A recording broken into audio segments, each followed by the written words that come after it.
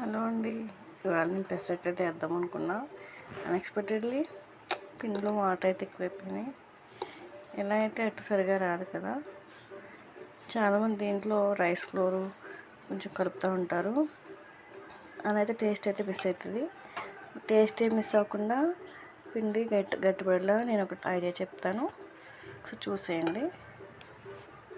First ఆయన తీసుకుందాం. ఈ వాటర్లో ఉండేదంతా కూడా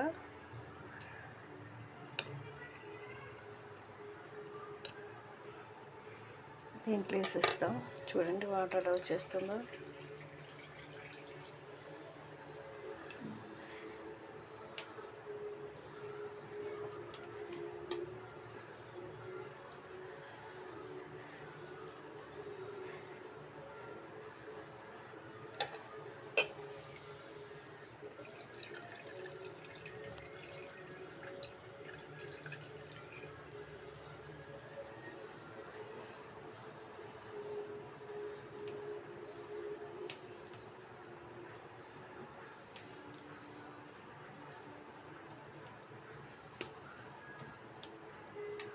చూసారు కదా స్ట్రక్చర్ పిండి,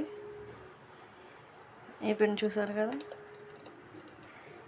ఇది చూడండి వాటర్ దిగిందో. అలా మనకు కావాల్సినంత స్ట్రక్చర్లో మనమైతే వాటర్ తీసేసుకుందాం.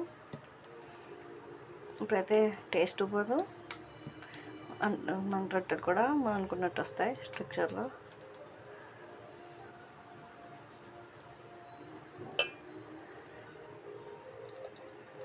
ఓకే, ఈ టిప్ నచ్చితే please like, share and subscribe.